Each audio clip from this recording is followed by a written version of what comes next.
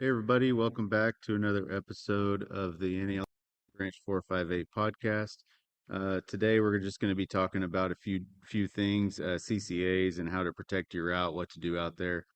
First, I just wanted to say we just had a lot of tornadoes go through the state.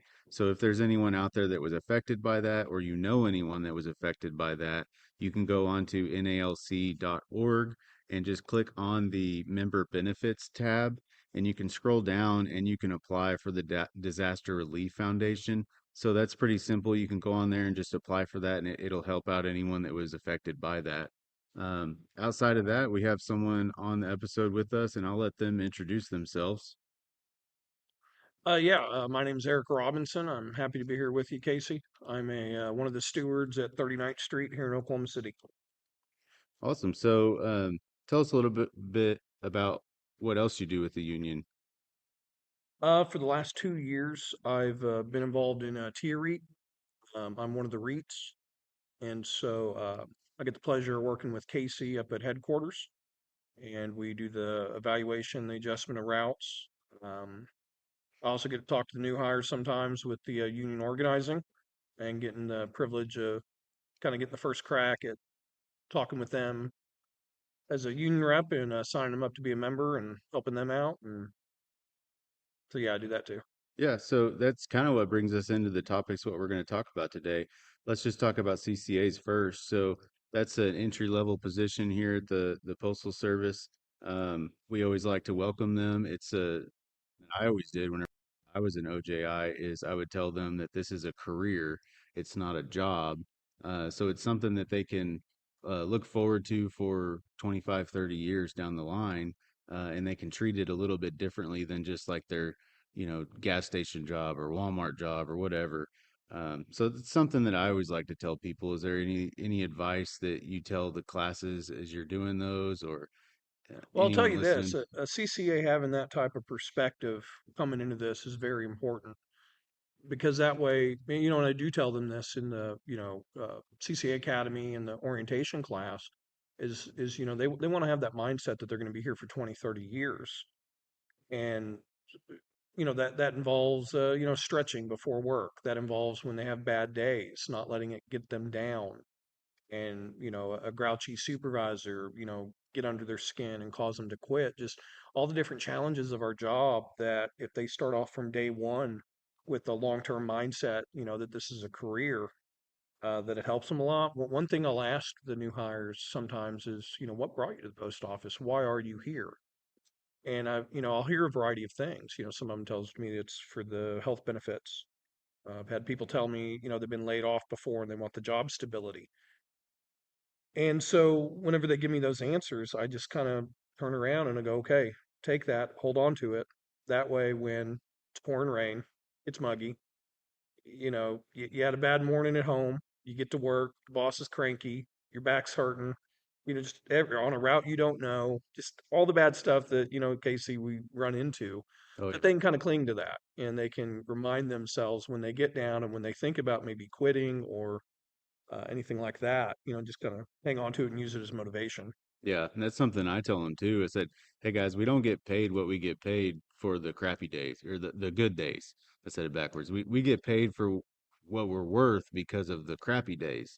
And now I know we're in contract negotiations, and hopefully we get that bumped up. But that's something I always remind them is we get paid pretty well for those rainy days, for the days that you're walking through dew and mud and just stick it out one more day.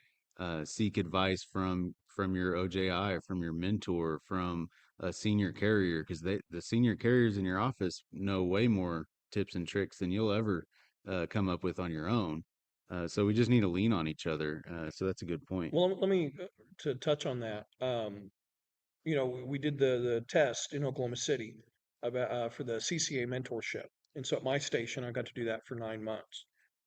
And whether you're at a station that's still doing that, whether you're from an installation that's never had that test, I would encourage everyone to think about getting some senior carriers, some people that care in your office to kind of take the CCAs under your wing and teach them some of these things that we know management's not going to talk to them about.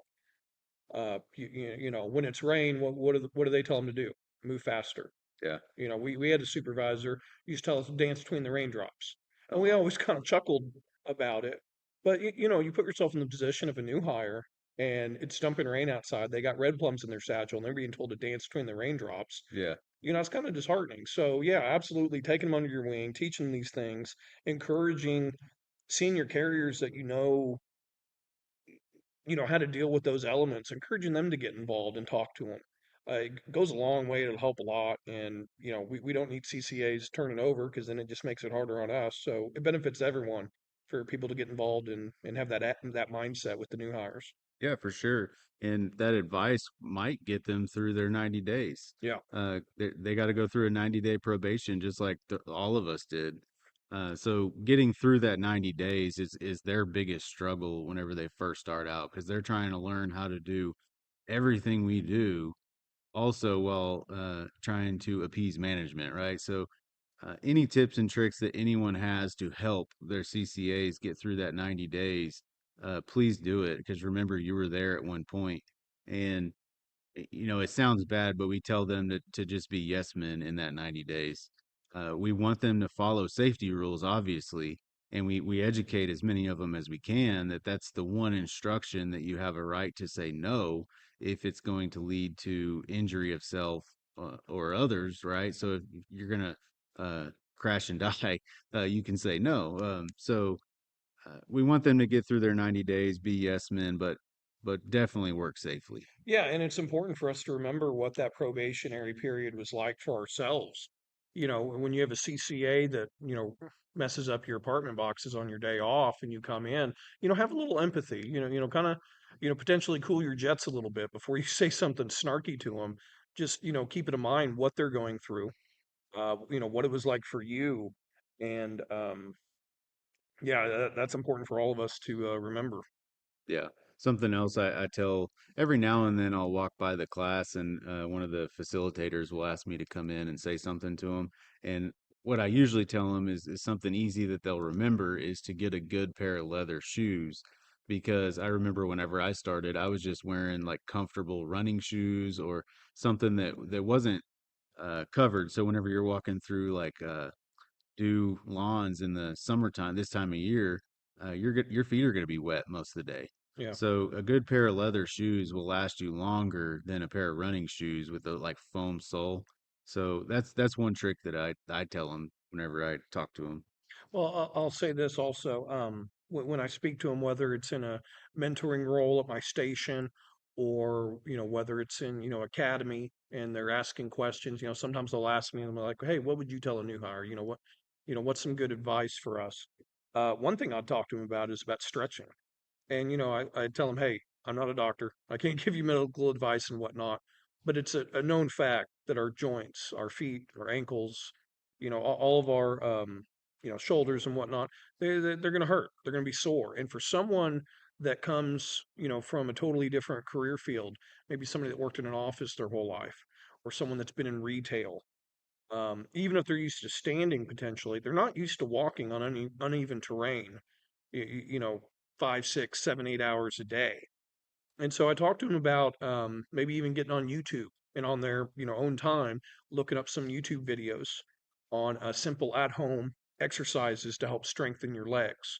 I know a Yeah. physical therapist once told me when you brush your teeth, stand on one leg for 90 seconds and then switch legs as you're brushing the bottom part of your mouth. Yeah. Another 90 seconds. That stabilizes the ligaments and the muscles around your knee. And so I just encourage them to jump on YouTube, find little things like that that'll make a big difference. Um, I definitely talk to them about, yeah, like when it's raining, they're not used to going up and down porches all day. And as well as I do, when they paint those suckers, Oh I yeah. mean, it's like an ice rink. Um, Or the tile porches. Yeah, yeah, I They are definitely wiped slippery. out a couple times on that. So, yeah, Yeah. and with summer, let me say one more thing. With summertime coming up, if you're a new CCA listening to this, or you're someone else that is maybe you're a little bit more seasoned, warn them about the heat, and don't just tell them, to drink water. I mean, that's not going to cut it. Go into some detail with them. Tell them what you do yourself to combat the heat. I know myself, I'll bring a cooler on wheels, fill that sucker up with ice. I put water in it. I put a couple towels. That way, throughout the day, if I'm starting to get too warm, I can wet myself down. I can also keep my drinks cool in there. I even tell them that if they're broke, which a lot of our new hires are, because maybe they were unemployed, before they started here, I tell them you can just go to Walmart, spend $2, get one of those big, like 5-gallon ice bags you see in the freezer section. When I was a CCA, I used to fill up a jug of water, put it in there in the freezer at night, have it frozen, and then that next day I'd keep it in that bag and just slowly melt all throughout the day. So even if somebody can't, afford a Yeti or whatever, no matter their situation, they can get something to keep cool drinks and ice with them. I tell them about the sunscreen. That was one thing I never thought about brand new. Yeah. Because I'd always worked indoors. And electrolytes. Management, I mean, they might have the Gatorade in the break room, but eating well the night before, just all the things that we know, like really make sure we're telling our new hires that stuff. Because to us, I've been doing it 8 years. Casey, how long you been here? It going on 8 years. Yeah, to us it's second nature. To them, this is a new daunting task that Yeah. they're undertaking, and I want them all to succeed. Yeah, for sure. And just to touch on that a little bit, in Oklahoma City anyway, all the stations should be getting the Gatorade, the concentrated Gatorade in the pumps. And that's something that you can just pump into your water. I don't recommend drinking only that. So you need to drink electrolytes and water throughout the day. There's also like tablets you can buy on Amazon or go to a Amazon or Dick's Sporting Goods or Academy, and Yeah. it's Noon, Nuun or Noon, and you just pop those tablets in there, and that's a good electrolyte supplement. But you don't want to drink just Gatorade or just Powerade, and I know it's hard. I drink them too, but you want to stay off the energy drinks, stay off the caffeine. It's very bad in the heat. Um, try to stay away from the alcoholic beverages in the evening because your hydration starts the day before. It really does. So that's a good point. Something else I wanted to talk about is CCA's reporting requirements. So it just recently got brought up about CCAs being told to report for Amazon Sunday at a certain time. Let's just say 9 o'clock, just for the sake of talking about it. And they get a phone call the morning of, and they say, "Hey, we don't need you here till 10." So we're not required to answer our phone. They don't pay for our phone. We're not on standby. We're not on call.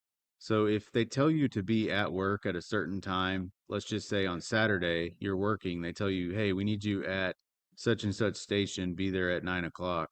I would be there at 9 o'clock. Yeah. I know whenever I was a CCA, I didn't answer my phone. I actually had my station blocked, which you may not want to do that. It might cause more problems for yourself than it's worth. I know it definitely did for me, but just keep that in mind. If they tell you to be there at 9, you're like, hey, I'm a reliable. I'm gonna be there on time, so I will be there at 9 o'clock. When you show up at 9 o'clock, I'm ready to start working. So if they don't have work for you, then you got to follow their instructions.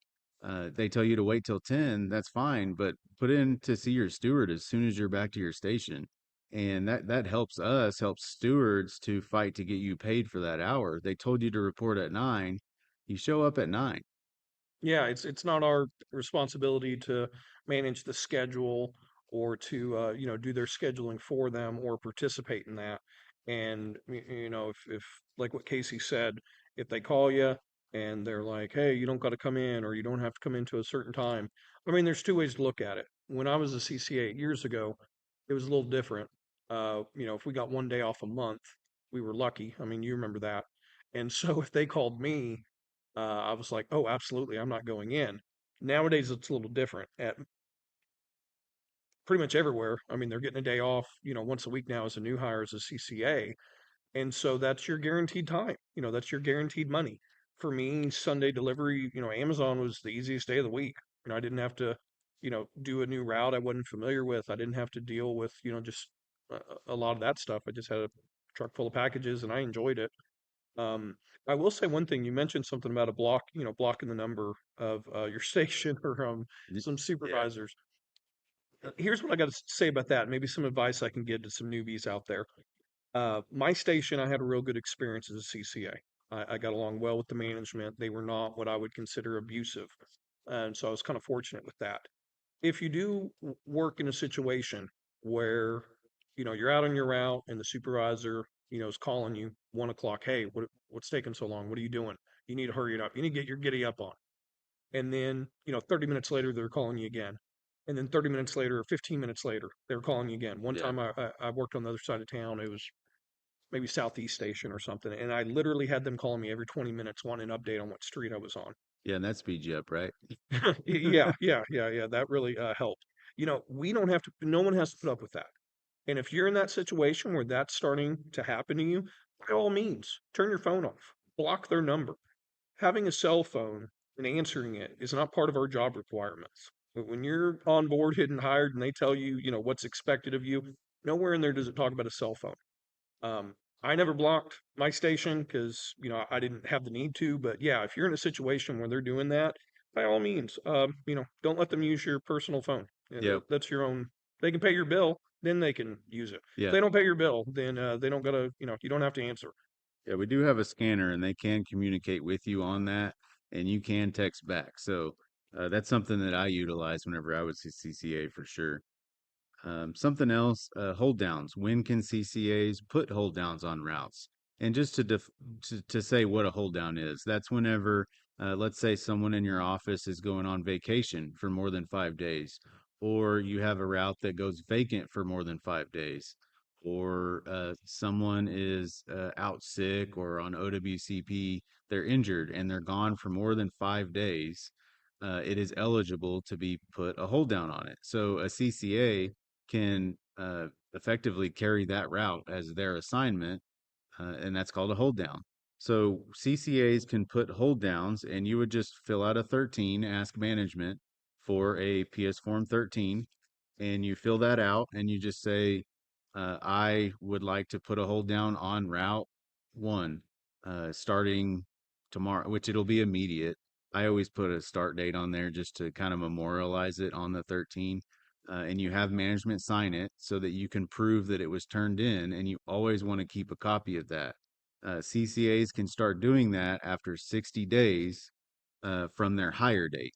And your hire date, that includes all your training. So, all your classroom time, the day that you get hired, 60 days from then, calendar days, you can put a hold down on a route. Yeah, it's any day that you're in a pay status. And so orientation, CCA Academy. And, one of the benefits of the hold down is you're going to know what you're doing every day. You're going to know what station you're at every day. And that's important. Um, I didn't put in a lot of hold downs as a CCA when I was, pretty new. And I was sent all over the city. What do we have? 14, 16 stations I think in it's our, 14. yeah. I know all of Oklahoma City's territory because of, my time as a CCA and me not putting in hold downs. But if you're tired of getting farmed out to other stations, look at the leave list, that they have posted. Ask, if they don't have it posted, ask the steward or your supervisor where it's posted at. Look at who's going to be off, in the coming weeks. Look at what routes they are. Maybe there's one of those routes that you like more than one of the others. And then do what Casey said. Form 13, fill it out, get them to sign it, get a copy of it. That way, if while you're on the hold down, anybody tries any funny business, which I've seen before, and them saying, oh, you don't have a hold down, we don't have a record of it, you can go to your locker, you can go to the trunk of your car, the bottom of your lunchbox, wherever you want to tuck it, pull it out and say, yeah, I do. And so, yeah, I would encourage all the CCAs to put in hold downs when you can. You'll enjoy doing the same route every day, and it'll also help you get better at the job. Especially if you're on that last leg of your 90-day probation. Uh, Having the consistency of the same route every day, you'll enjoy it, and it's good for the post office too, because that way, we got a consistent carrier on the route while someone's out on leave or vacation or WCP. Yeah. I know whenever I was a CCA, I was trying to get as many hours as I could. So whenever I did not have a hold down, they were only giving me 4 hours a day or close to it because that's all I'm guaranteed to get in Oklahoma City. And so I did hold downs out of necessity just to get the hours. So that's something that I don't know how it is now. I think they're all getting hours. But that's another reason you would want to put a hold down. But like Eric was saying, it's consistency. You're able to do the same thing day after day. Now that does not mean that you get the day off on the route. on that day off, you're not going to be carrying that route, but management may have you carrying a different route. So just because you're on a hold down on that route, you assume its schedule. And if it has, let's just say it has a Tuesday off, that doesn't mean you're going to have Tuesday off guaranteed. They may have you carry a different route on that day. So keep that in mind. Something else to keep in mind is hold downs. Whenever you put them in, you're on that route, and there's really no way to back out of those hold downs. Usually they don't last very long. It's usually, like I said, a carrier's on vacation or they're out for a couple weeks for whatever reason. But once you put that hold down in, you're on it. The only other option you got is to request to be on a higher level detail. But those are usually temporary too, and once those are done, you're right back on the hold down. And for those that don't know, the higher level detail would be like if a floater, was on vacation for a week, and then you can, request for management that they assign you to that float. And also, when you're on that, you're entitled to the higher level pay. For any CCAs, you look at the NALC pay chart, the bottom left-hand corner where it's got the CCA pay. There's also a category there for higher level pay for CCAs, and that's for any of y'all that are assigned to a floating assignment. You can't bid on a floating assignment, but they can assign you to it. Yeah, or you can request it. It's ultimately up to management, but request it or be assigned it. Moving on from CCAs, we wish you guys the best of luck and welcome to the team. Um, but really, what Eric and I have been doing for close to 2 years now is route adjustments. So that's kind of what sparked our interest in doing this episode is talking about just some issues that we've seen from doing these route adjustments in these close to 2 years, and some of the problems we see where carriers are not doing things the right way, or they just have an opportunity that they're missing to do it the right way, and they're just missing that time on their route. So I guess we'll call it route protection. Um, Yeah, there's two things in theory. Um, you can have time deducted, and I also refer to something as time lost, time that you could have had on your route, but because you're maybe not doing the job correctly, or you're not taking the time to do every step of the job, um, that's time that could be credited towards your route that you're not going to get. Um, and what I mean by that, like with losing time, let's say you have an apartment complex, Casey, and um, you're not getting the rent rolled each month, and you're not doing the maintenance on the boxes. You're not putting the vacant cards in. You're not cleaning the boxes out. That takes time. yeah, And you don't want to wait once every 6 months, to request 2 hours of overtime and go clean it all out. You want consistency. And to your reap, when we see consistency, that is great news for that route and for that letter carrier. oh yeah, And you will avoid losing, that time, if you want to call it, by doing things, like that with your apartments, old folks' homes, any type of, cluster box, centralized delivery like that. Every day, take 2, 3, 4, 5 minutes, whatever, you're the pro on the route, your assignment. If you got, 30 boxes, do one box a day, or, a couple boxes a day. By the time you get to the end of the month, time for a new rent roll. Go in yeah, there, put a new name card in if you have new tenants. Um, that's one way people lose time. Comfort stops, not taking them. I know you've seen this, Casey. We will be looking at routes, and we'll even, have a consultation with the carrier during the inspection week, and we ask them, how many comfort stops a day do you take? And time after time, I'll have carriers tell me, oh, I don't, or just on lunch, or just on my break, or I do yeah, that when I get back to the office. Brother, if I'm going to be out there for 8 hours in the day, especially if it's going to be slightly warm and I'm going to be getting sweaty, I'm going to be drinking some water. I might have an energy drink in the morning. I might, have a soda with my lunch. I'm not going to hold it 4 hours till I get back to the station. yeah, And so these routes that are not, taking advantage of our ability to have comfort stops, they're just losing out on that time. You take an 8 hour assignment and, you just hold it the whole time. Well, comfort stop's probably going to be anywhere from 7 to 15 minutes on average. You got to drive to 7-Eleven, you got to stop, by one of your businesses and then drive back to where you're out on the route. That adds up. And so, I'm not encouraging anyone to just take comfort stops if they're not needed, just to add time to the route. But what I'm talking about is if you need to go, if you need to use them, do it. And then every day, if you're consistently, doing a comfort stop when you need to, that's going to add time into your route so that when the Tier comes to town, when the REITs are looking at your data, they're going to see that, oh, okay, hey, Mr. Robinson, 2 to 3 times a day stops at these different locations. And each time that's 5, 6 minutes. Well, that right there is 15 to 18 minutes added into my route for something that I need time for that some carriers are just completely losing. And sometimes it's because they feel pressure from management for not, quote unquote, making the numbers. I've had carriers tell me that I don't have time.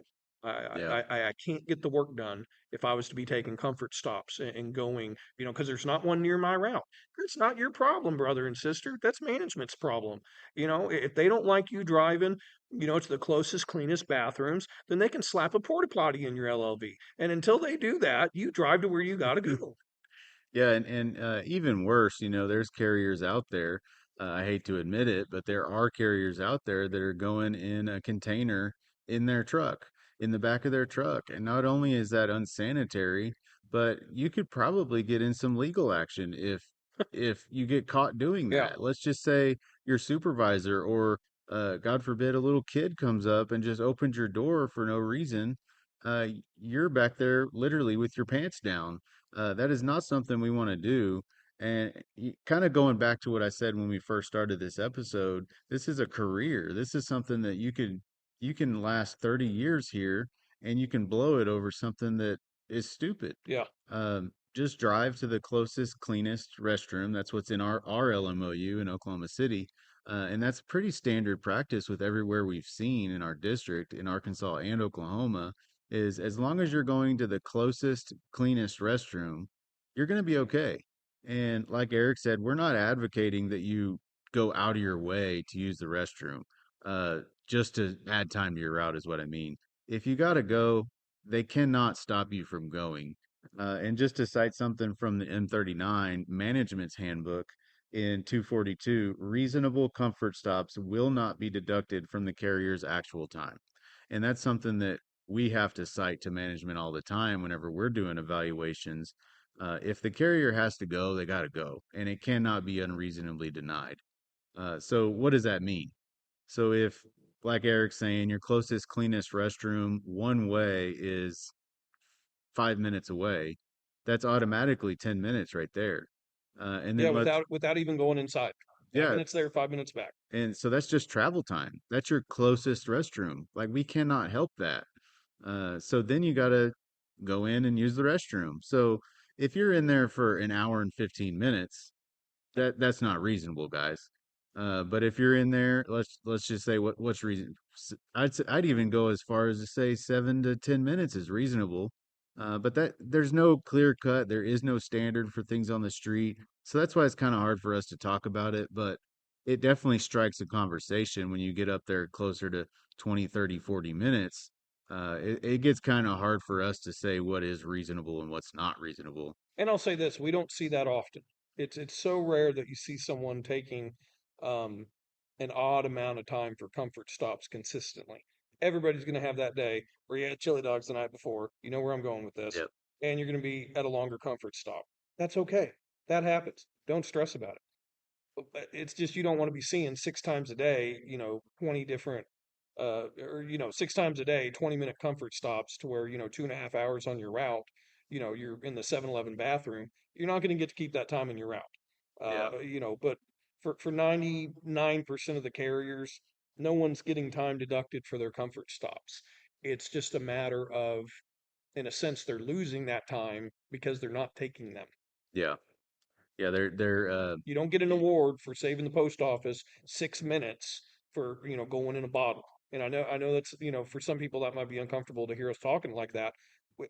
Me and Casey, both on T-Reap, we have carriers and confidence tell us this. It's happening everywhere. yeah. So if you see a new hire that seems stressed and you even hear them remotely talk about, going in a bottle or whatever, approach them with empathy. Remember, what it was like to be stressed and be in that CCA probationary period. but then at the same time, encourage them and let them know, hey, you can go somewhere. You don't got to be doing that. Yeah. Yeah, we get it. It's in their handbook, so it cannot be unreasonably denied. And it's worth talking about. We're not talking about them taking pay away from anybody or anything like that. Whenever we say deducted from your route, we're talking about evaluating routes and adjusting them to 8 hours. So we're looking at data over an 8 week period of time that is a span of a year. So we don't look at June, July, or August because those are low volume months. And then we also don't look at December. So if you take out 4 months of the year, you're left with eight months, and there's 1 week in each of those months. So that's what I mean by it's over a span of 1 year. So whenever we're looking at it and we're talking about uh, deducting it from the route, we're talking about things that are just abnormal that don't happen every day. So if like it was chili dog night, like Eric was talking about, and you're in the restroom for 4 hours one day, that's not a normal day. And we don't see it at all for the rest of the 8 weeks. We're probably just not going to look at that day because that's not a representation of your route, if that makes sense. Yeah, yeah. And to keep in mind, so, initially I was speaking about, losing time by things that you're not doing that you should be doing or could be doing. But Casey just mentioned, the other way, the other thing that involves time is the deduction of time. So an example of how you're going to get time deducted from your route, you're going out, you're clocking for 8 hours every day. You think you have an 8 hour route, right? But then when T-Reap looks at your data, they notice that every time you take your lunch, you drive into a restaurant for 5 to 6 minutes.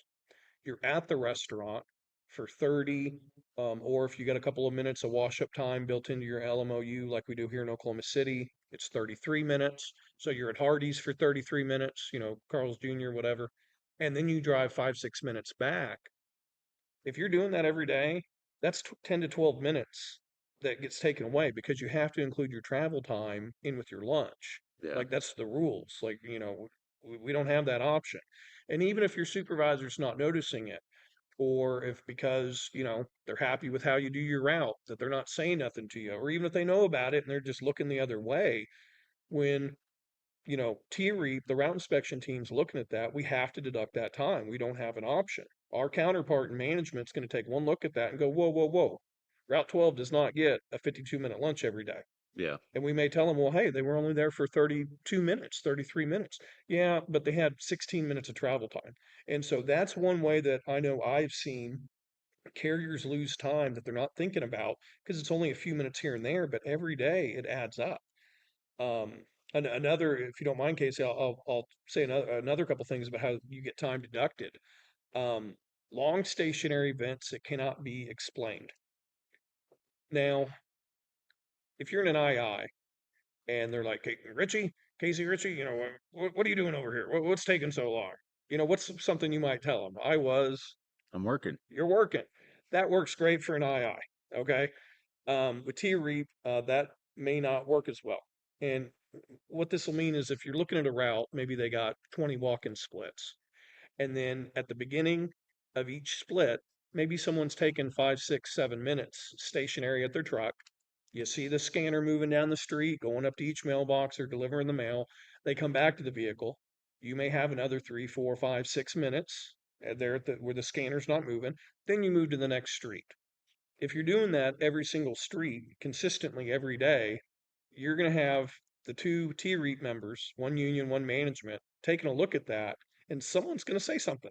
Yeah. They're going to be like, whoa, whoa, whoa, why does he need 15 minutes every street, to what, get his mail ready? And so then they have a consultation with you.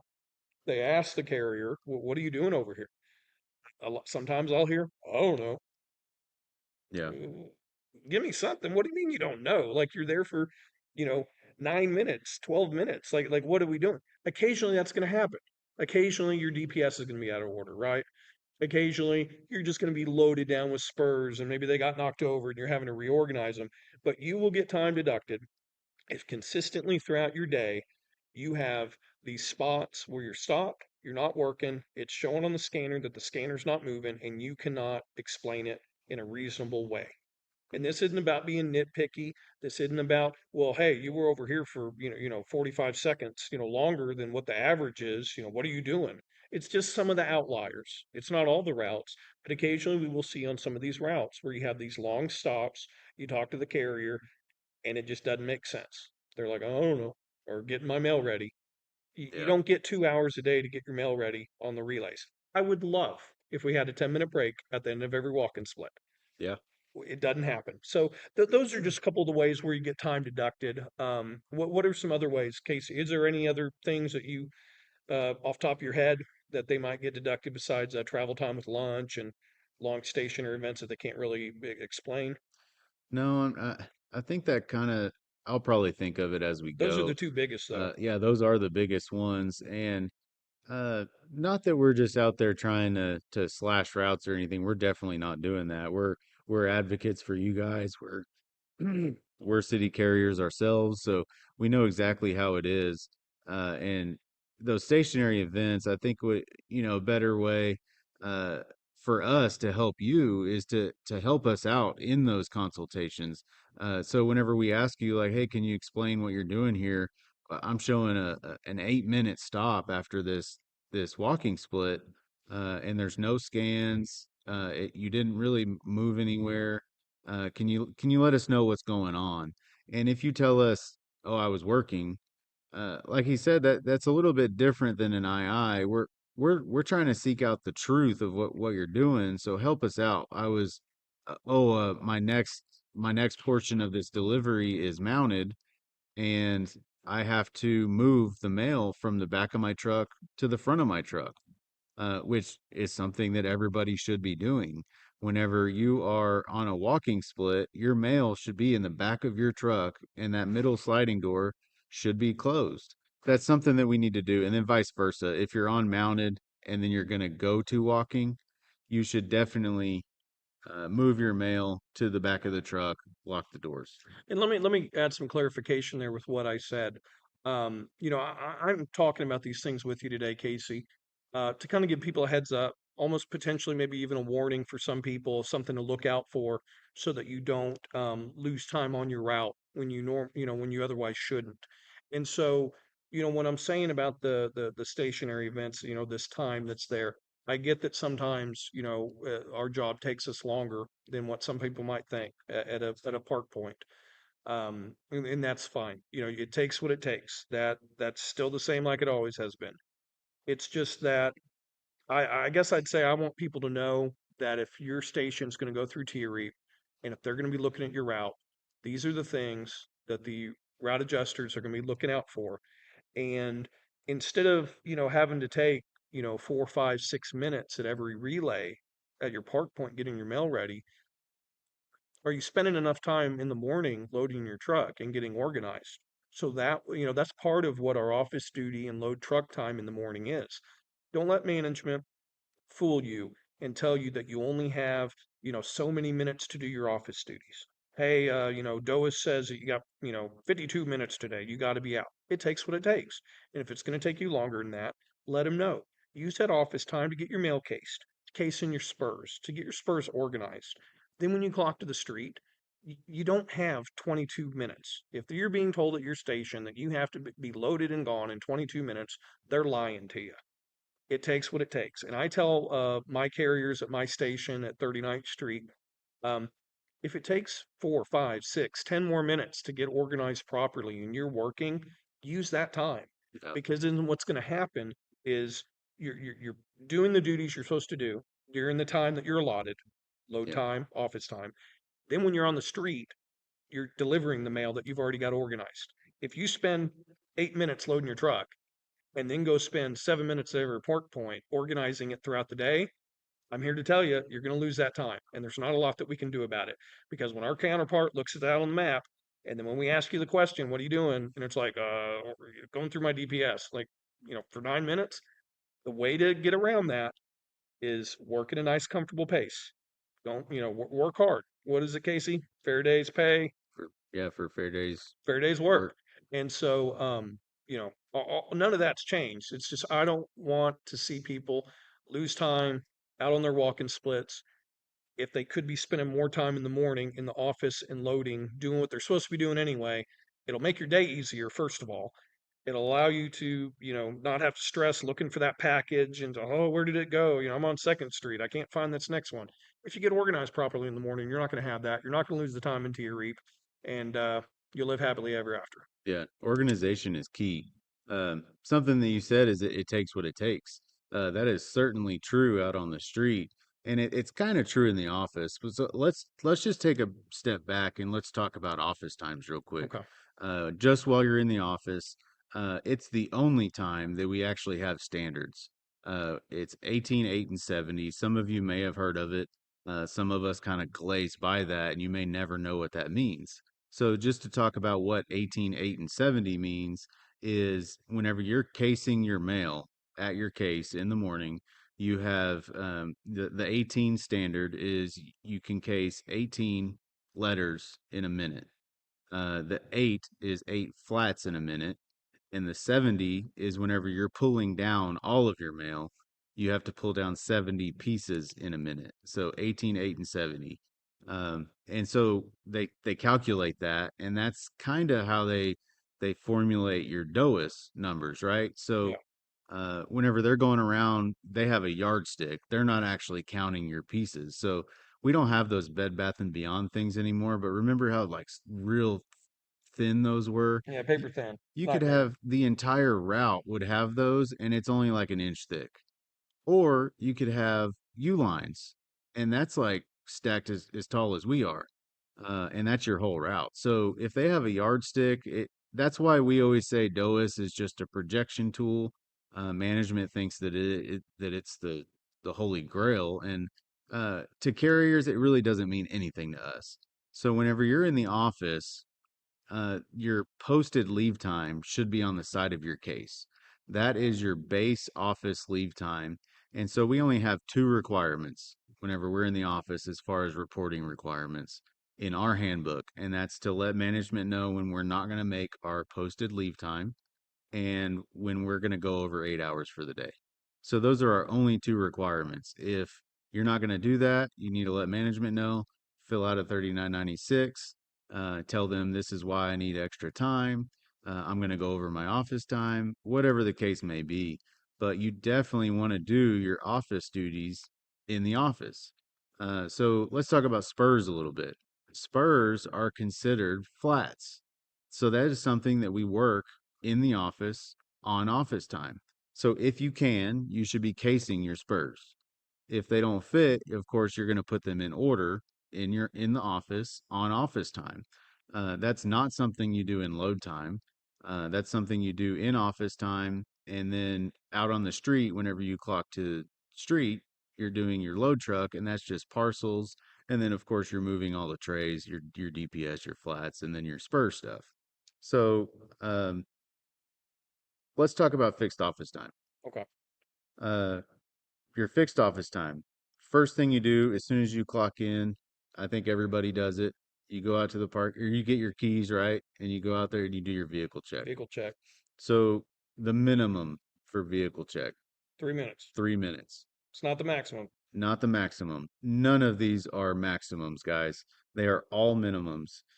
Now, a vehicle check does not mean that you stand outside of your driver door, turn the key, make sure it starts, shut it off, and go back inside. That I mean that may take you a minute and a half to do because you got to clock to the street. Or no, you're on office time. You walk out there. So was that 30 seconds? Yeah, depending where So, you're parked. and then you open the door another 10 seconds, and then you reach in, turn it on. So you're at a minute and a half.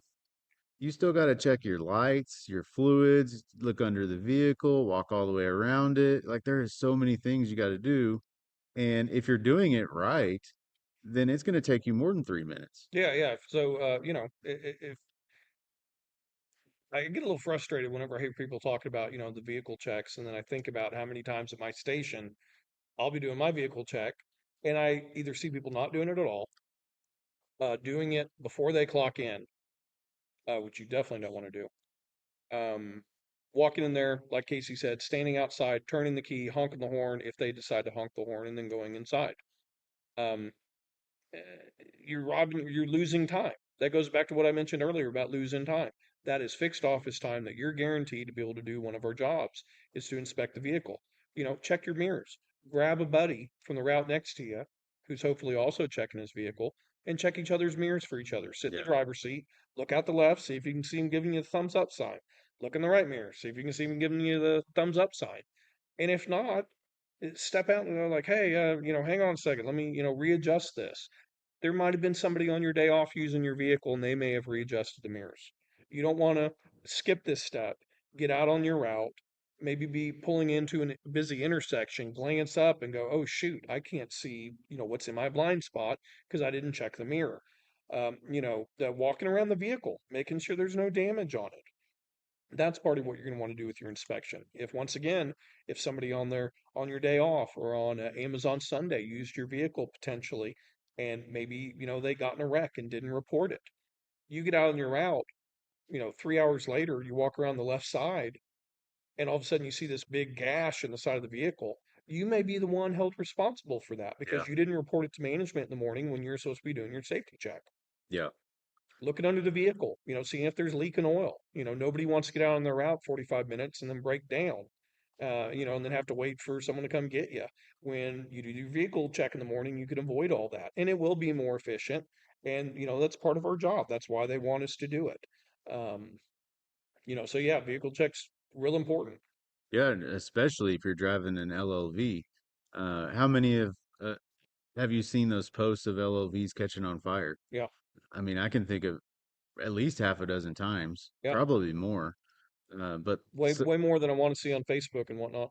yeah, so if we're only seeing it on Facebook, of course that means it's happening a lot more. But a number one cause of that happening is probably wire issues, some leaks that weren't reported. So all that stuff can be identified in your vehicle check. And it's part of our fixed office time. It's guaranteed time that we get to do this stuff. So that's just one part of fixed office time. What else do we get? We get 6 minutes of accountable time. So that's whenever if you still have a clerk go around give you guys your accountables, or if you have to go to the cage and actually sign out for it, you're getting your certifieds if there are any. You're getting CODs, express mail, your arrow keys. All that stuff is accountable time. And what's also included is in that is filling out the 3849.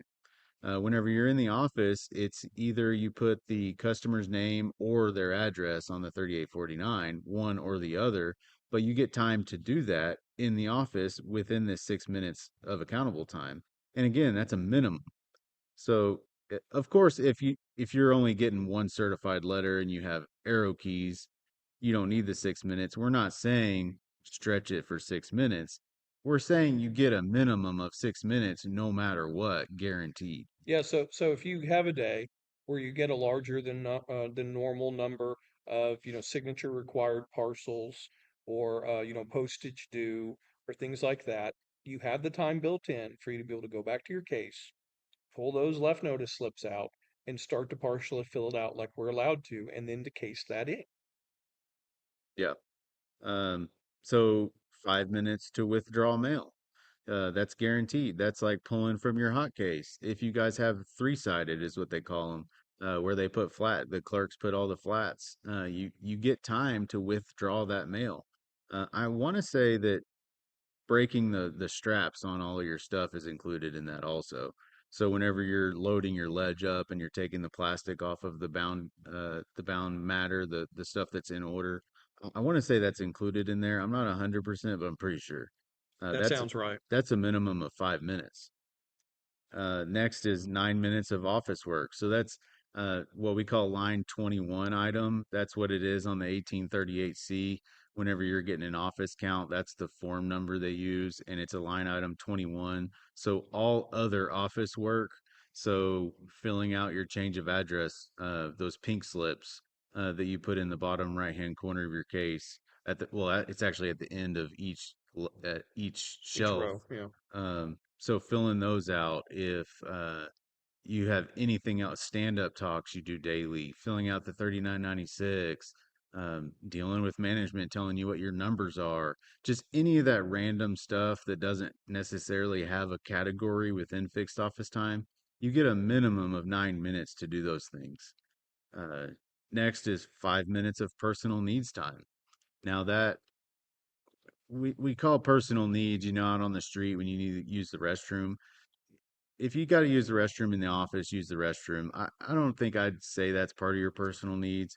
It sure it can be part of that, but in the M41 it says like going to the locker room, getting rain gear, obtaining things from the swing room, which I think here in Oklahoma City, I don't think we have swing rooms, or at least we don't call them swing rooms. I don't even know what a swing Um, room is, if I'm I, being honest with you. I think it's the same as a A locker room. locker room, okay. So, Put the stuff in the y- locker room. yeah, if you got to go get your satchel out of your locker, which really your satchel should be hanging on your case ledge, there's a hook for that. Um, you got to get anything out of your locker. Let's say a coat, rain gear, boots, any of that. Sunscreen. Sunscreen. That is included in your 5 minutes of personal needs. So with all of that, those are all minimums. That leaves us with 28 minutes of fixed office time. So where's the other 5 minutes? Because we get 33 minutes of fixed office time. Afternoon. That's in the PM. So this is something that management has kind of tried to brainwash us for years, since I've been here, that we only get 5 minutes in the PM. And that is not true. That's a minimum. If it takes you longer than 5 minutes to do your PM office duties, it takes you longer than 5 minutes. That 5 minutes is a minimum. So we need to make sure we're doing what we're supposed to do. And I'm not sure if we can really get into it in this podcast because SOPs are slightly different at different offices, but you're definitely going to make sure that uh, of course, on street time, you've emptied your truck. There's nothing left in your truck. So whenever you are on office time, you want to make sure you put all that mail in the appropriate place, and you don't have any undeliverable mail at your case unless it's like hold mail or you have a 1571 on it. That's the slip that management signs that it's okay for you to leave undeliverable mail at your case. So that leaves us with 33 minutes. Let me touch on something real quick before we go on with this afternoon office time.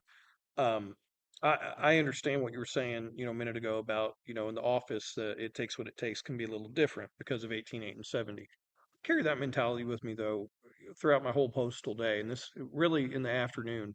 There are some times when I come back, it only takes me 2, 3 minutes to do my PM office duties. Perfectly fine. No problem there. I'm doing my Yeah, work. It takes what it takes. There have been other times where it will take me 7, 8, 9 minutes because maybe I had a lot of dog holds this day where I had multiple houses with dog holds. I got to write a statement for management about, a dog coming after me that day. I got vacation holds I need to put away.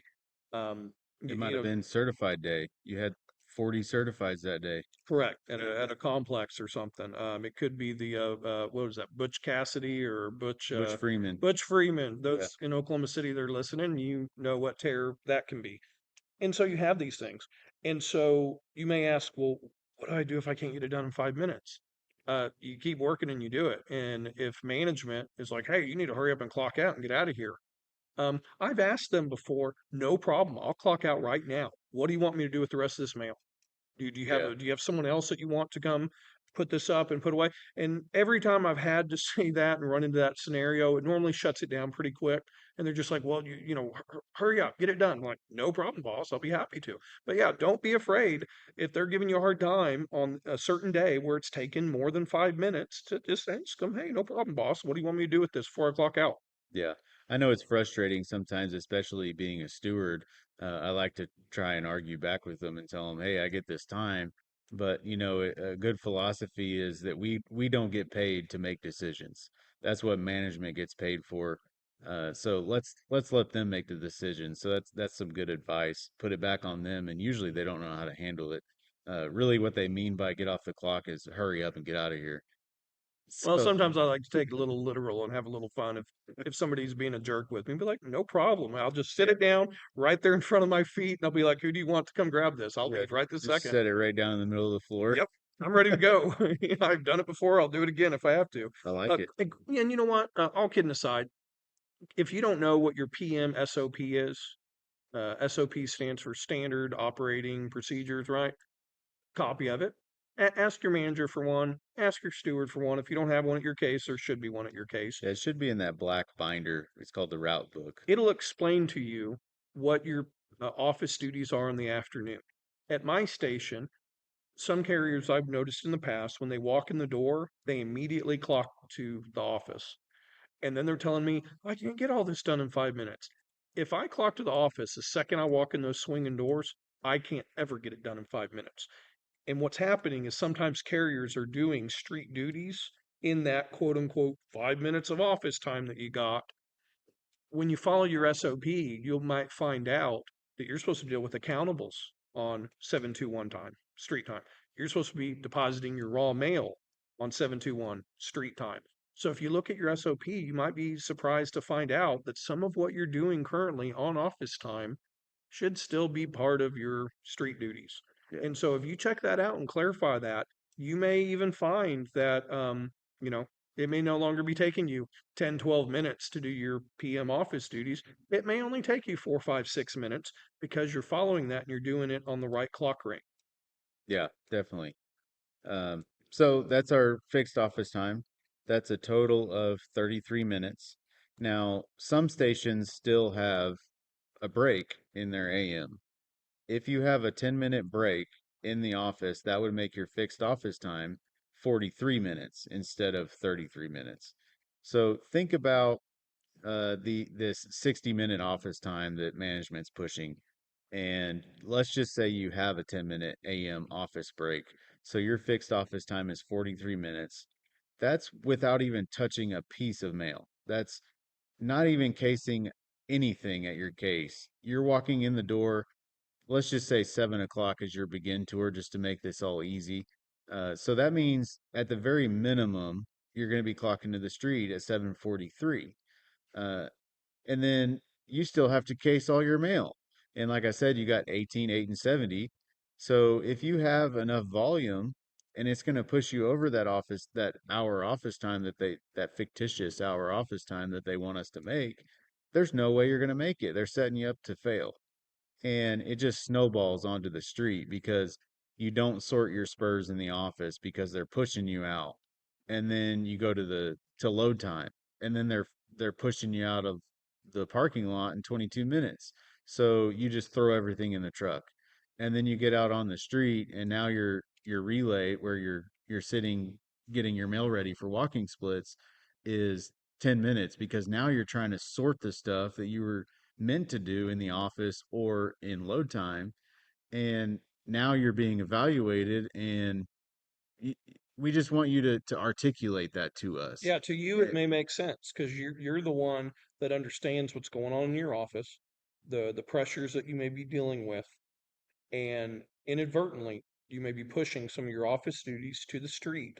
So then when you have a couple of people on that Zoom call with you during tea reap time asking, well, tell me, why did it, why did it take, 9, 10 minutes here? It looks like you only got 25 houses. And you're thinking in your mind, well, I got this truckload of mail and it's all unorganized and we got all this stuff. I don't want any carrier to lose a minute that they deserve on their route. And our job's difficult. And every NALC REIT in the Oklahoma Arkansas district completely understands that and realizes that. A lot of us still deliver mail on Saturdays, when we're able to. I know I do. And so, when I'm looking at these routes and I see some of these things, that's part of why I agreed with Casey to talk with him today on this, on this podcast episode, is just kind of send the warning out, kind of give a heads up to some carriers on some of the things that T-REAP looks at, and that if you're not using your office time, if you're not using your load time, and you're pushing it to the street, kind of what can happen, and kind of what can happen with the evaluation of your route. I don't see a ton of routes that are exceeding their estimated standard office time, which is based off of 18, 8, and yeah, your 70 volume, yeah. and the fixed office time. What I do see is a ton of them that are coming in under that time. And if you're a fast caser, God bless you. You do your job, do a good job, take pride in it, and have a great day. If, however, you're skipping certain essential parts of our job, like what Casey was talking about with the vehicle checks, with writing up the left notice slips. If you're skipping all these things, you're not going to get an award for saving the post office 10 minutes on office time when you're skipping these duties that they're telling us to do anyway in our handbooks and manuals. And you're going to be shortchanging your route, kind of back to the lose time, deducted time thing we talked about. So I would just encourage everybody, If you're not doing these things or you haven't been doing it, that's okay. I am totally empathetic to that. I know what this job pressures can be like. Start tomorrow, start today with these good habits. And, if it seems daunting or overwhelming, maybe you're a new CCA, maybe you're a CCA that just made regular, and maybe you haven't heard a lot of these things that me and Casey are talking about. Maybe some of this information is brand new to you. Each day, pick one or two items and just add it into your routine. That Yeah. way, you're not overwhelmed, but that way, you start the good habits now so that 25 years from now, you can look back and go, yeah, I had a pretty good career, you Yeah. know? Yeah, and you can be proud of what you do.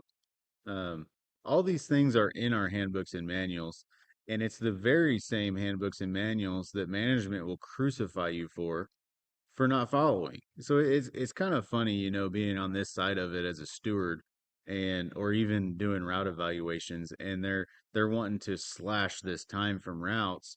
Meanwhile, they're issuing discipline like it's candy because you're not doing certain things, because you're delivering certifieds without getting them signed for. Meanwhile, we're not filling out the 3849 in the office like we're supposed to.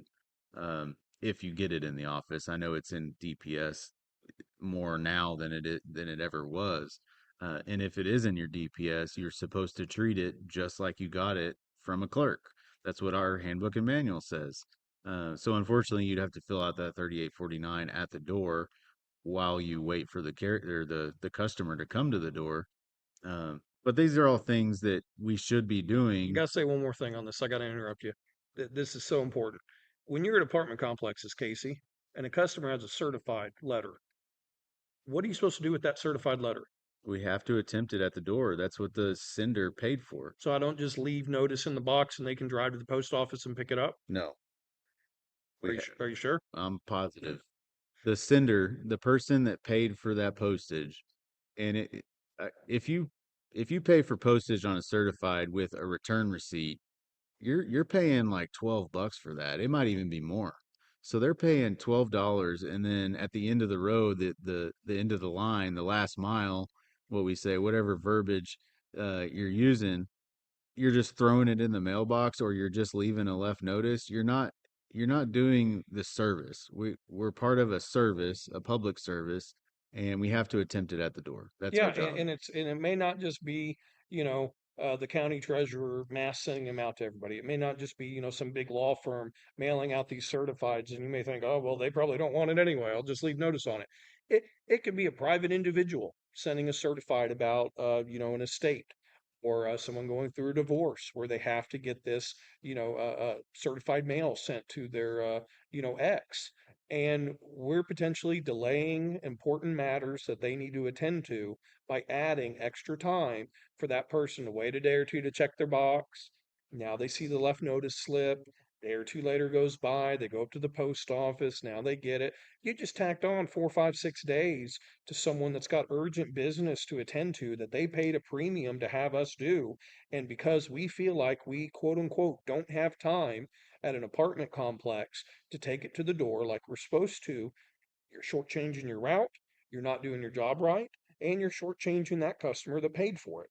Yeah. So I would completely encourage everyone if you want to change one thing out of maybe some quote unquote bad habits, if anybody is not delivering certifieds to the door at apartments, please start doing that now.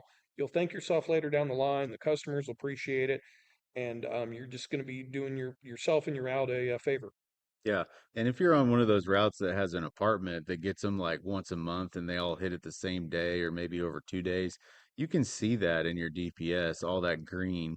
So that's for me anyway, that's whenever I immediately fill out a 3996. And I've had management before tell me to take out all of those certifieds and they'll give it to someone else and that's their overtime for the day.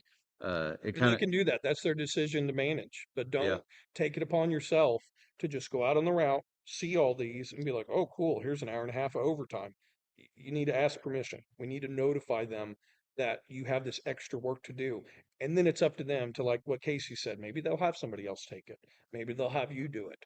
yeah. You know, Yeah, and it kind of helps us in the public eye too. Every year that I can remember, we've been voted the most trusted government agency by the Gallup poll every year. And doing these little things, these small things throughout the day, it is our job, but it's also service. So we're going up, it's certifieds aren't always bad news.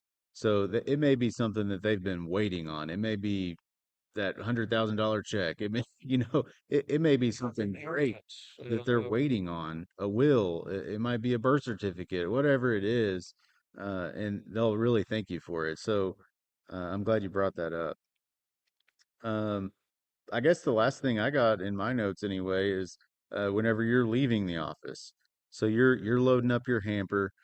You've kind of you don't want to take all your parcels out of the hamper and build your castle at the case or anything. You want to kind of rearrange them so you can get your mail in the hamper. But if for whatever reason your mail is over the top of that ledge, and you're stacking DPS up as tall as you are, and you can't see around it, that's not safe. You need to take two trips. And really, our handbooks and manuals tell us anything over that edge.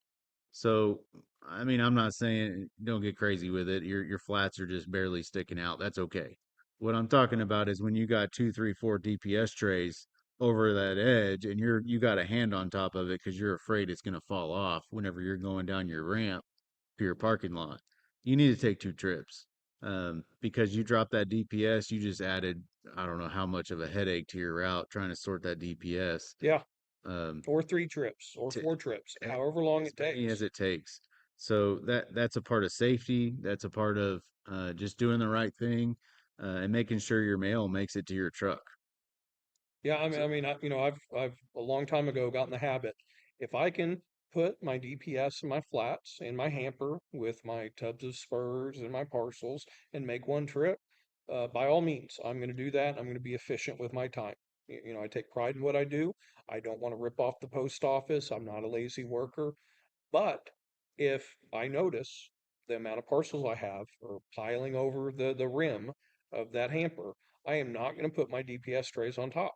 I am not going to be playing Jenga and or Legos or whatever you want to call it, stacking them up in like a pyramid and slowly inching it out the door and hoping I don't plow into somebody and knock it all over.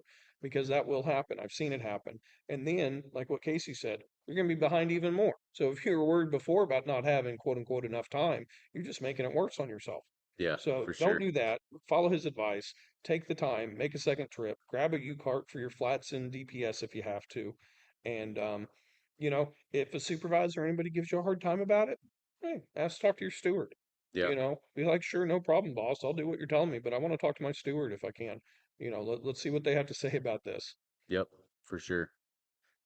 So after you're done with the office, you're loading your truck now. We've kind of already touched on that. So you just want to organize your truck. You want it to be your first delivery is your first parcel at the back of the door, and it's gonna go move towards your driver's seat in the back of the truck, of course. In delivery order, your parcels, you put them in there that way. I know me personally, I always have that middle door shut. Do you have that middle door shut, or you leave it open? Yeah. A lot of times I'll have it shut. I mean, For a long time, I was opening and shutting that throughout the day, and I don't know what made me want to do it. I just left it shut one day, and I was like, I'm gonna try this out for a little bit, and I actually like it. It prevents me from leaving that mail up front or trying to bend over in my seat to reach a parcel I'm about to deliver at a mounted box. Because you do that for 30 years, you're gonna have some back and knee and neck and all kinds of problems because you're twisting and contorting to get that parcel in the back. Yeah, I So quit doing that a long time ago. Whether I got that door open or shut as I'm, dismounting or, hitting some of my businesses and just hopping out and, getting back in.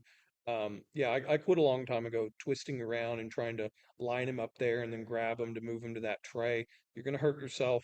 And, when you do hurt yourself, management's going to blame you, saying you weren't working safely. oh yeah. They're going to try to deny your workman's comp claim, and especially if you're young, you may be listening to this and going, "What? Just turning around in my seat, brother." You do it for the next 8 years. Turn around in that seat for 7,000 times in a row, Yeah. and see how your lower back's going to be feeling in your shoulder. Take the time to stop the vehicle, pull over, turn the vehicle off, curb your wheels if you need to, get out, go to the back, grab that mail, bring it up to the front. That's what's called a replenish. There's the reason there's a term for it because they're supposed to be doing it. Yeah. So yeah, keep the door shut, go around the back, grab it, bring it up front. Um, you know, there you go. So we'll get back to driving safely in a second, but finish out your load, be organized, do the right thing, and now you're headed to the street. So you want to make sure, and this is something that kind of got brought up recently in our branch anyway, is CCAs were being told on Amazon Sundays that they don't have to follow all the driving rules on Sundays because it's not a normal delivery day. That can't be further from the truth. Whenever you're in a postal vehicle, you always have to follow traffic laws. You always have to follow policy on safety. You always have to wear a seatbelt and do all the things the correct way. There are no different rules for different days of the week. I don't know what it was, if that was a rumor, but just to address it, just in case, if your vehicle is in motion, you have to have your seatbelt on. And I always have both of them on. I know whenever you're doing mounted, if you can't reach the box to service it, you can take off that shoulder belt. You always have to leave on the lap belt. Yeah, I don't think there's any exceptions for that. no, If you're going through an intersection, you have to have the shoulder belt on no matter what. You can have the sliding door open while you're delivering mounted, but once again, once you go through an intersection, you have to close it. So I just got and you're not driving more than 15 miles an hour, 15 and miles. you're not traveling more than 500 feet between each mounted mailbox. Yeah, If it's faster than that or more than that, you need to have the door shut and the full belt on. yeah, And let me tell you, any new people or newbies that are listening to this, they will take you off the clock and send you home if you get caught by safety driving with that door open with your belt off. And you potentially could lose your job. You know, the union's here to fight for you and defend your rights and protect you, but there's no reason to be doing that and put yourself in that situation where you're going to go for a time without paychecks while the whole process sorts itself out. That's not the type of, vacation anybody wants to have. yeah. Don't put your steward in that situation because we're having to argue why you were working unsafely. And I've been there as a steward defending someone, and we will do it till the sun goes down. But that's one thing that is very hard for us to do if someone is caught. There's witnesses, there's things where carriers are not following safety policies. They got their door open, seatbelt off. I mean, we see videos all the time. I just saw one the other day of a carrier that probably hit the gas by mistake instead of the brake, and they ran into the back of this car that was parked out front, and he almost fell out of his LLV, and they just drove away.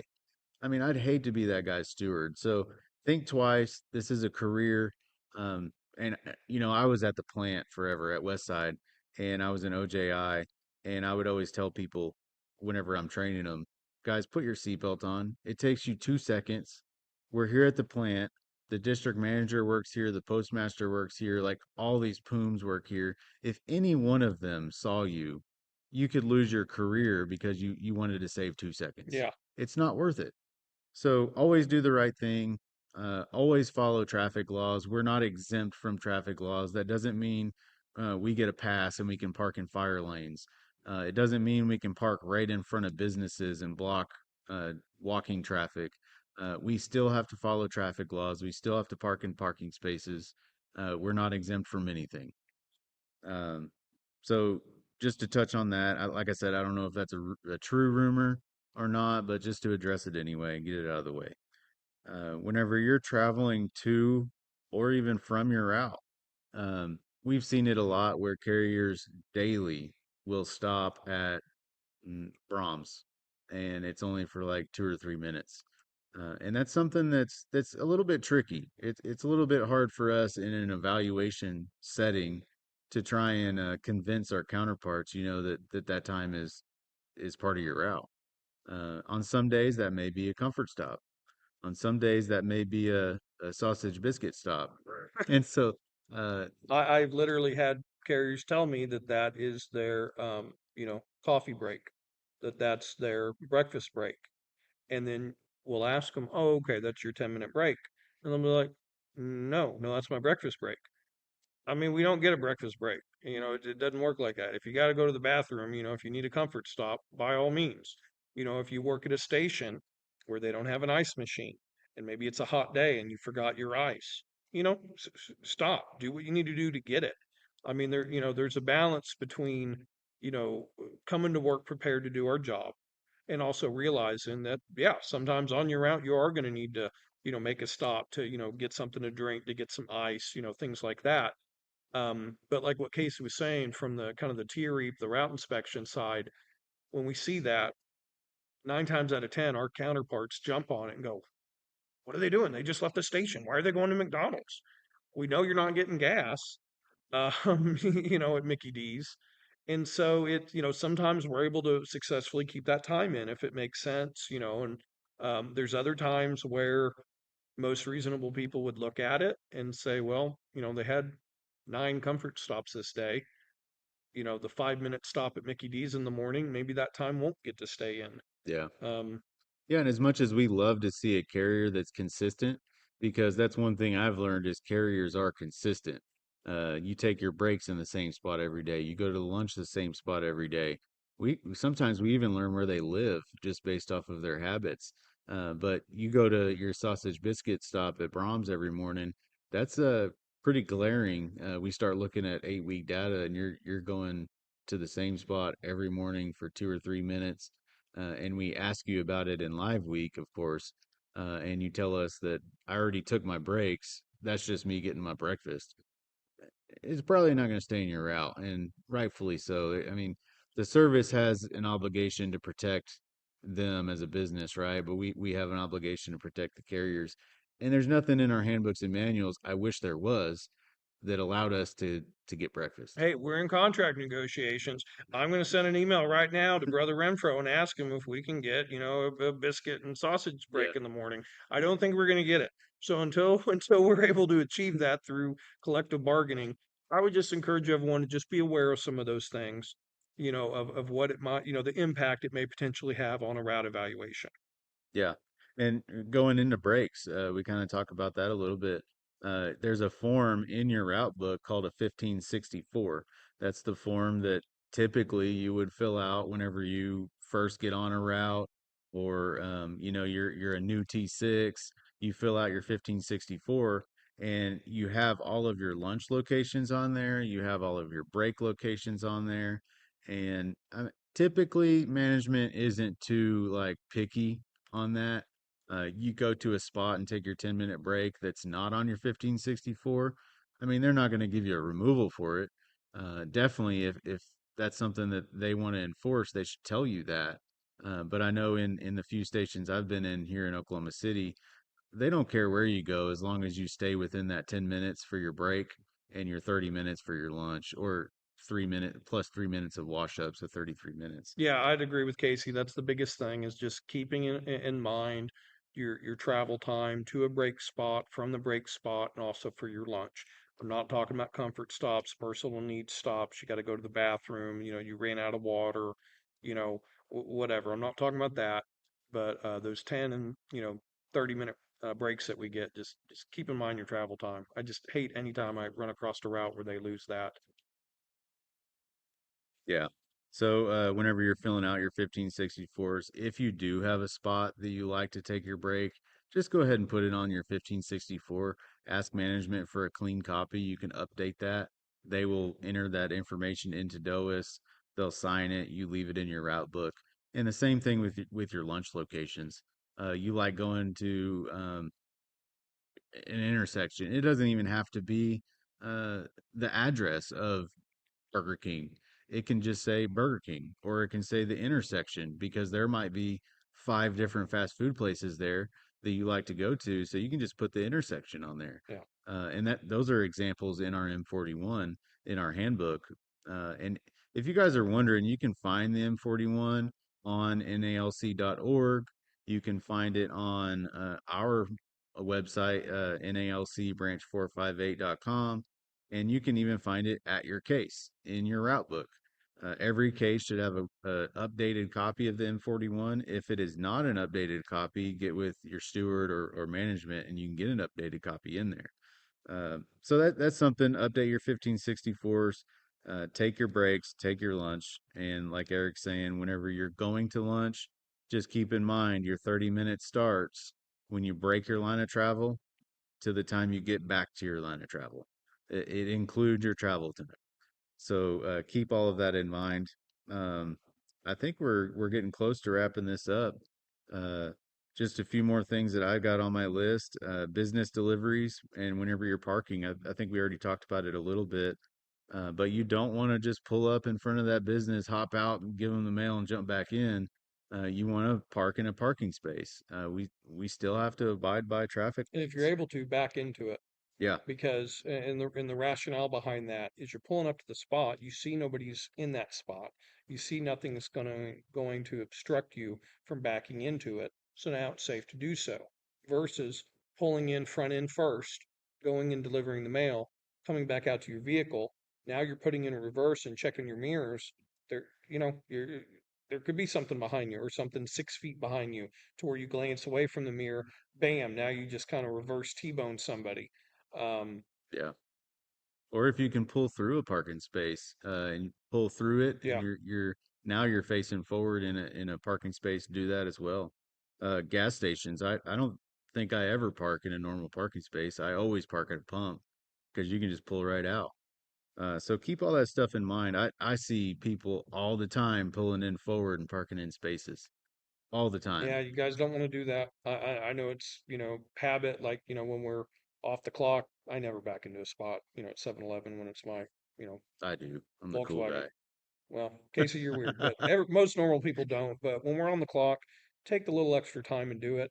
And once again, everything we're talking about, in a way, kind of goes back to losing time on your route. Just think about through your day how many different businesses you may have that if you were doing it right and safely parking your vehicle like you're supposed to be, it's going to take a little extra time. On my route in Oklahoma City on North Meridian and 50th, there's a few different residential deliveries right there off of Meridian. The speed limit's 45 miles an hour. It's 4 lanes there on the road. Uh, I don't dismount that from Meridian. I will pull off onto 47th Street, secure the vehicle, get out, walk up to the house, drop the mail off, come back. Yeah, it takes about an extra 40 seconds or so. You know what's not going to happen? I'm not going to get plowed into somebody, from the rear end of the vehicle, as I'm there on Meridian. And I Yeah. do that for each of those houses. And that's not, I've heard some people when I've told them that, they're like, really?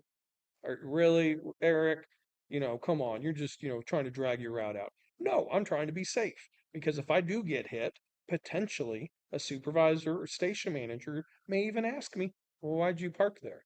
There's a lot of traffic. It's right over that hill. Yeah. Guys, be safe with it. Take the time that you need to do that, and you won't lose that time that's needed, on your route. Yeah, and it avoids you from getting in that accident. You're able to go home at the end of the day. And I know it's a cheesy phrase that safety tells us all the time, but your most important delivery is you going home. And that's something that all of us should be advocates for. Uh, I know recently Dan Versluis, our NBA, came to one of our branch meetings, and he told us a pretty sad story of a carrier that was dismounting on a busy street, just like Eric's talking about. And he didn't get rear ended while he was in his vehicle. He got rear ended while he was either getting out or getting in. And unfortunately, he lost his life. And those are just little things that you just pull off on a side road and do that little bit of deadhead. And it costs you 30 seconds, 45 seconds, minute, maybe, but you get to go home at the end of the day, and that's worth it. So I'll fight over management for that. Yeah, yeah. If anybody, if you feel that a certain way you're doing in delivery currently is not safe, even though it may, quote unquote, take more, or be faster, to do it that way, like the example I gave.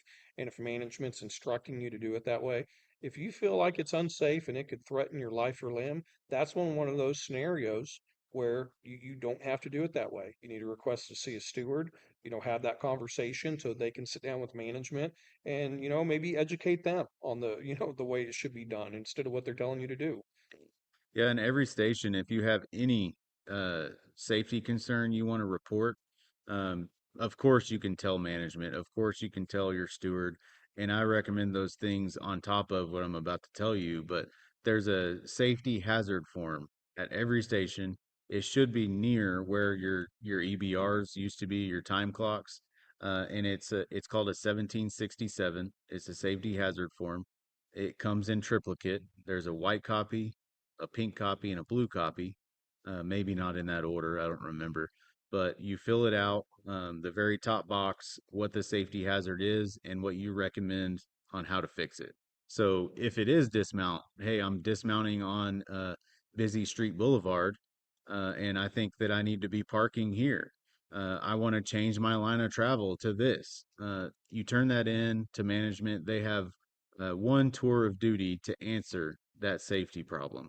Of course, if you turn it in at the end of the day, they're probably going to give you an answer at the next day, but they need to be answering those quick, fast, and in a hurry. Yeah. So I definitely recommend you do all of those things. Fill out the 1767, notify your manager, which you're going to do when you turn it in, and then also tell your steward, give them a heads up. Hey, this is what I did. This is why I did it. So just lastly, last thing I got, and then I'll let Eric, anything he's got to in closing, is your unload process.